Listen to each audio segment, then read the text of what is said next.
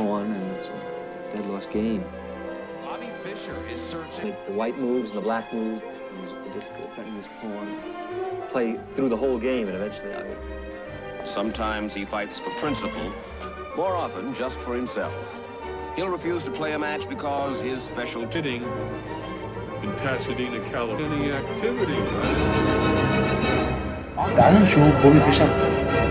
اسمه شيروين، وكان هو لسه عنده 14 سنه، وكان ناقص له سنه واحده عشان ياخد لقب الجراند ماستر. تعال نشوف كان طريقه تفكيره عامل ازاي وهو لسه طفل عنده 14 سنه بس. طبعا بوبي فيشر مشهور بالافتتاحيه بتاعته المشهوره الكينجز انديان او هجوم هندي الملك، اللي ان شاء الله هنعمل عنه فيديوهات كتيره جدا في الفتره اللي جايه، لان ده الافتتاح اللي بيلعبوا عمالقه الشطرنج زي كاسباروف، بوبي فيشر والدكتور المصري باسم امين. انت جبت المعلومات دي منين؟ تعالوا نشوف كده الماتش ابتدى ازاي. بوبي فيشر ابتدى بالاي 4 عادي. طبعا الكينجز انديان ممكن يبتدي بالاي 4 او هجوم هندي الملك، ممكن تبتدي بيه بالاي 4 او ممكن تبتدي اول نقله نايت اف 3.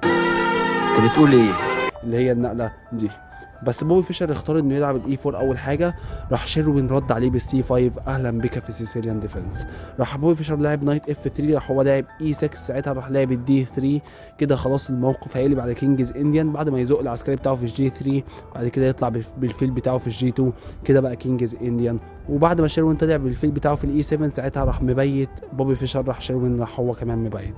راح بوبي فيشر لعب الحصان بتاعه في الدي 2، شيروين راح لعب روك بي 8. الفكره من روك بي 8 ان دي مشهوره قوي ان هو بيحاول يعمل هجوم في جناح الوزير عن طريق انه يزق العسكري بتاعه في البي 5، وبعد كده يزقه كمان في البي 4، ويجيب العسكري بتاعه كمان ده يزقه في الاي 5، وهكذا. هجوم بادئ بيكون قوي جدا على الابيض. لكن بوبي فيشر هنا المفروض ان هو يعمل هجوم مضغوط في جناح الملك. تعالوا نشوف هل بوبي فيشر عمل هجوم مضغوط في جناح الملك فعلا ولا لا. فالماتش كمل عن طريق ان بوبي فيشر لعب الروك بتاعته في الاي 1. تعالوا نشوف المعجنه اللي هتحصل دلوقتي.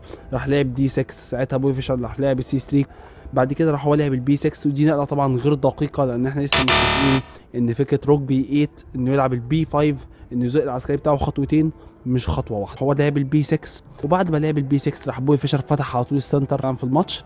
راح هو لعب كوين سي 7، راح بوبي فيشر قال له طب هبق الحصان بتاعك، راح هو مشي بالحصان. راح بوبي فيشر اكل بدأ في بيدق، هو شيروين راح اكل بالفيل. راح بوبي فيشر نط بالحصان بتاعه في الاي 4 مهدد الفيل. هنا مهدد بوبي فيشر تهديد غامض شويه مش واضح، وهو ان هو يزق العسكري بتاعه في السي 4، يضطر يمشي بالحصان. يعني هنفترض مثلا الاسود لعب اي حاجه زي مثلا اي 6، ساعتها انا هزق سي 4 عشان يمشي بالحصان بتاعه في اي مكان. ساعتها انا ممكن اكل الفيل ياكلني بالوزير، العب بيشوب بتاعي في الاف 4 مهدد الوزير ورا الوزير الطابيه، وكده بوبي فيشر يكسب. برافو عليك. فراح هو طبعا شيروين كان خد باله من التهديد ده، فراح شيروين هو لعب سي 4 هو عشان يمنع بوبي فيشر من ان هو يزق العسكري ويطلب الحصان ويخش في التفريعه اللي احنا لسه شايفينها. راح بوبي فيشر اكل الفيل، راح هو شيروين اكل بالوزير. ساعتها نط بالحصان بتاعه في الجي 5، محضر هجوم قوي جدا على جناح ملك الاسود. تعالوا نشوف الهجوم ده مشي ازاي. انا عايز حضرتك تقنعني ازاي.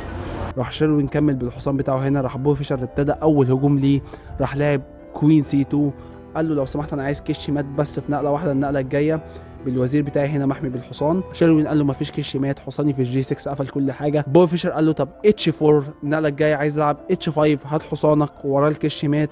شيروين بيقول له مفيش اتش 4، راح راجع بالحصان بتاعه في الاف 6، مانع فكره الاتش 5 عشان لو لعبتها دلوقتي طبعا بتخسر البدء بالحصان. راح هنا بوبي فيشر ابتدى اول بريليانت موف معاه في الدور، وهو ان ضحى الحصان بتاعه في الاتش 7.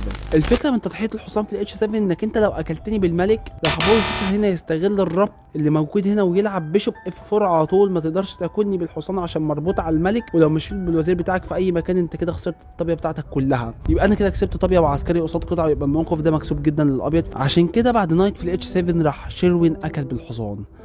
هنا بوبي فيشر راح لعب اتش 5 طالب الحصان بتاعه، استغل ان الحصان ده ساب المربع ده، فراح لاعب اتش 5 طالب الحصان بتاع الاسود. ساعتها الحصان الاسود راح مشي هنا.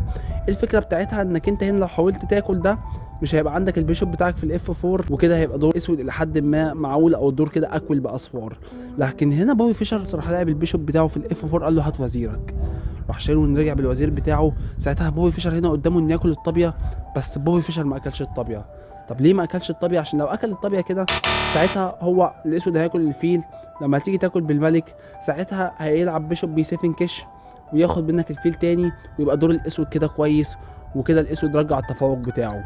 لكن بوبي فيشر هنا على مهله خالص. بعد ما اكل الحصان طبعا هو دلوقتي طالب الطابيه السوداء دي. في الحقيقه الطابيه السوداء دي ما بتروحش في حته، فهو راح مضحي بيها على طول في البي 7 على اساس ان بوبي فيشر لو اكله كده ياكله بالفيل ويبقى الموقف بتاع الفيل الابيض ده قوي جدا. بس هنا بوبي فيشر ما يعملش اي حاجه من الحاجات دي طبعا، وبوبي فيشر يقول له خلي الطابيه دي موجوده، اركنها هنا، انا الفيل الابيض بتاعي اقوى من الطابيه بتاعتك بكتير. راح خالق مشاكل اكتر وراح زق العسكري بتاعه في الاتش 6، عايز يخلق مشاكل. فراح الاسود اكل العسكري اللي موجود في الاتش 4، وساعتها بوبي فيشر اكل بدأ في بدأ طالب الطابيه. ساعتها الاسود راح اكل البدأ في الموقف ده، وهنا بوبي فيشر ابتدى هجوم لا يصد ولا يرد. تعالوا نشوف ابتدى الهجوم بتاعه ازاي، واتفرج على تكنيكس الهجوم بتاعت بوبي فيشر، وازاي هو بقدراته وهو لسه عنده طفل 14 سنه لسه بيعرف يجيب الافكار العاليه جدا. لعيبه كبار جدا ما كانوش بيعرفوا يجيبوها في الزمن بتاعهم من حوالي 70 سنه.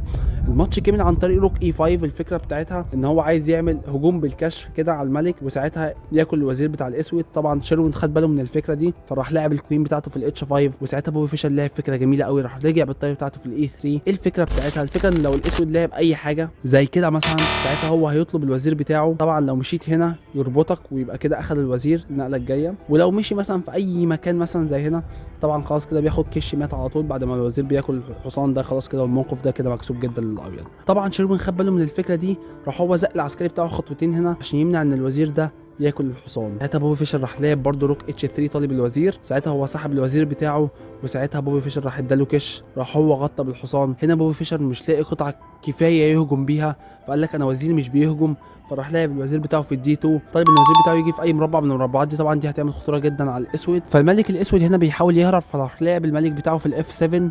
ساعتها بوبي فيشر قال له مفيش وقت الكلام ده، راح لاعب كوين جي 5 طالب الحصان، وساعتها الاسود بيحاول يدافع على قد ما يقدر، فراح لاعب كوين اي 7. وساعتها بوبي فيشر راح اكل الحصان، وبعد ما اكله بالوزير راح لعب روك اتش 7 كش، وساعتها بعد ما سحب الملك بتاعه هنا بوبي فيشر اكل وزير في وزير. وبعد ما اكل وزير في وزير في الحقيقه الاسود راح مسلم في الموقف ده وعمل ريزاين. السبب في ان الاسود راح عمل ريزاين انك انت لو اكلت كده فساعتها انت بتاخد الطابيه بتاعتك، ولو اكلتني كده باكلك بالفيل، وكده الابيض معاه قطعه زياده كامله فالفيل كامل زياده، فطبعا ده موقف ما يكملش في الماتش. ولو انت في الموقف ده حاولت انك تاكل الطابيه فساعتها هيلعب لك الفيل بتاعه بكش، تضطر تغطي وزير في عسكري بكش. طبعا ما تقدرش تاكلني بالفيل عشان مربوط على الملك، فساعتها هيضطر يمشي بالملك. ساعتها هاجي اطلب الطابيه دي، الطابيه دي هتمشي، هاكل للفيل، هيضطر ياكلني بالطابيه. كوين بي 8 يضطر يطلع في الاي 7، روك اي 1 كش هيضطر يبعد، وساعتها خلاص بيخسر الطابيه دي وراها الطابيه دي وخلاص، وكش مات جايه للابيض بعد 3 4 نقلات. Greatest player of all time. Bobby Fischer. Probably Fischer.